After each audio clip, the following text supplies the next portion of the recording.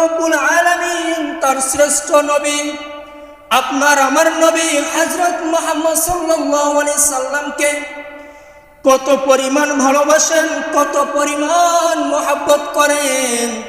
আল্লাহ তাআলা বলতেছেন তুহিব্বুনাল্লাহ ফাত্তাবিউনি, হে হাবিব আপনি জানিয়ে দেন যারা আমি আল্লাহকে ভালোবাসতে চাই, যারা আমি মাবুদ মাওলাকে ভালোবাসতে চাই, যারা আমি রবকে পেতে চাই, তুহিব্বুনাল্লাহ ফাত্তাবিউনি, আগে যেন আপনি নবীকে যেন মহব্বত করে, আপনি নবীকে যেন ভালোবাসে, তাহলে আমাকে ভালোবাসা হবে।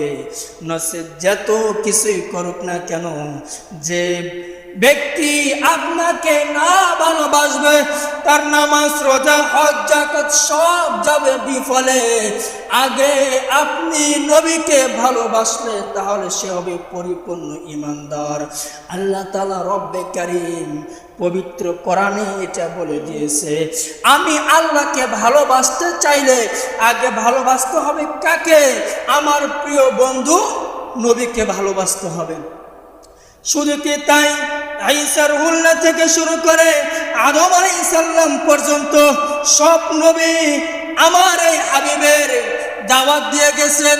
শেষ জামানায়, আখিরি জামানায় এমন এক নবীজি আসবেন, এমন এক পয়গম্বর আসবেন, ওই পয়গম্বরের উম্মতের এত পরিমাণ পাওয়ার থাকবে, এত পরিমাণ সম্মান থাকবে যে হাসরের ময়দানে যে পর্যন্ত আখিরি নবীর উম্মতরা জান্নাতে না যাবে, আমরা নবী হওয়ার শর্তেও আগে যেতে পারবো না।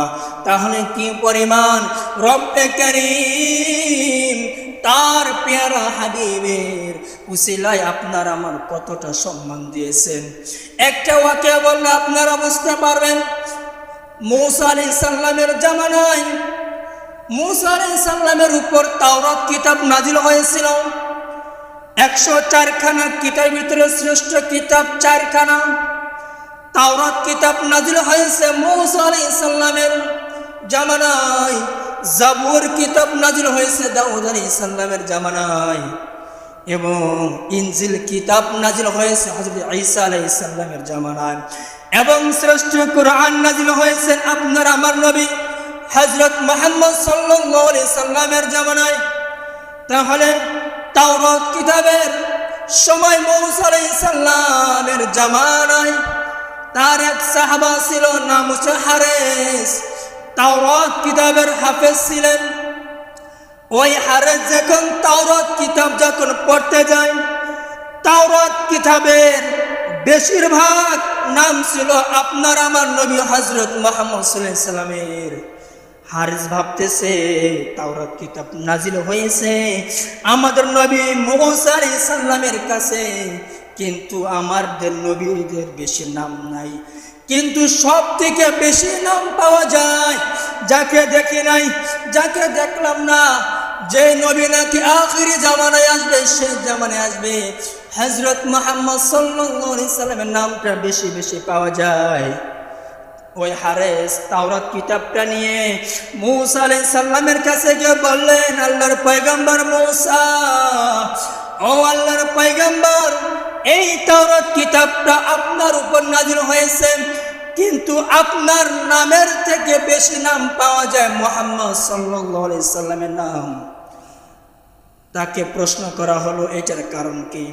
হযরত মূসা আলাইহিস সালামের হারেসের প্রশ্নের জবাবে উত্তর দিলেন, হারেস, তুমি যার নামটা বেশি বেশি তাওরাত কিতাবে তুমি পাও, জানো সেই লোকটাকে, যেই লোকের কারণে আমি মূসা আলাইহিস সালাম নবী হয়েছি, সাল্লাল্লাহু আলাইহি সাল্লামের নামের কারণে আমি আজকে মূসা দুনিয়াতে আসতে পেরেছি, তা না হলে আমি মূসা আসতে পারতাম না। কি করলেন হারেস? বাসায় চলে গেলেন। বাসায় গিয়ে যখন তাওরাত কিতাব যখন পড়তেছেন, শুধু মুহাম্মদ সাল্লাল্লাহু আলাইহি সাল্লামের নামটা শুধু বারবার আসে। ওনার হিংসা লেগে গেল, আমি এই তাওরাত কিতাব থেকে মুহাম্মদ নামটা কেটে দিব। কি করলেন হারেস? প্রত্যেকটা পৃষ্ঠায় পৃষ্ঠায় যখন আপনার আমার নবীর নাম যখন আসছে, ওই হারেস কি করলেন, কালি দিয়ে কলম দিয়ে মোহাম্মদ নামটা তিনি মুছে দিলেন। একে একে যখন অনেকগুলো নামগুলো যখন তিনি মুছতে শুরু করলেন, আল্লাহ তাআলা বেজার হয়ে বললে, হায় রে হায় হারেস, যার কারণে আমি তোমাকে সৃষ্টি করলাম, যার কারণে তামাম পৃথিবী সৃষ্টি করলাম, সেই নামটা তুমি কেটে দিচ্ছ, আমি আর সহ্য করতে পারলাম না। আল্লাহ তাআলার হুকুমে, আল্লাহ তাআলার অধিশাপে ওই হারেসকে গুইসাপ বানিয়ে দিলেন। ওই হারেস যখন গুইসাপ যখন হয়ে গেল, তিনি রুমের ভিতরে তিনি গঙ্গরাচ্ছেন। হঠাৎ করে ওনার স্ত্রী রুমের ভিতরে আসলেন। রুমের ভিতরে ঢুকে দেখেন তার স্বামী হারেসকে তো দেখা যায় না, কিন্তু একটা ফোঁস ফোঁস একটা আওয়াজ শোনা যায়। তিনি হঠাৎ করে হারেসের স্ত্রী খেয়াল করলেন টেবিলের নিচে একটা সাপ দেখা যায়। ওনার স্ত্রী খুব ভয় পেয়ে গেল, হায় হায়, এত বড় সাপ আমার রুমের ভিতরে কি করে? হারেস বলতেছে, বিবি আমি সাপ না, আমি সাপ না, আমি হইলাম হারেস, তোমার স্বামী। তার স্ত্রী বিশ্বাস করে না, আমার স্বামী কিভাবে সাপ হতে পারে? ওই হারেস বলতেছেন, বিবি আমি তোমার স্বামী হারেস, তাওরাত কিতাবের হাফেজ। সব যখন এক এক করে যখন পরিচয় যখন দিলেন, তার স্ত্রী বিশ্বাস করলেন। হারেস বলতেছেন, বিবি আর দেরি না করে আমাকে নিয়ে মূসা আলাইহিস সালামের কাছে যাও।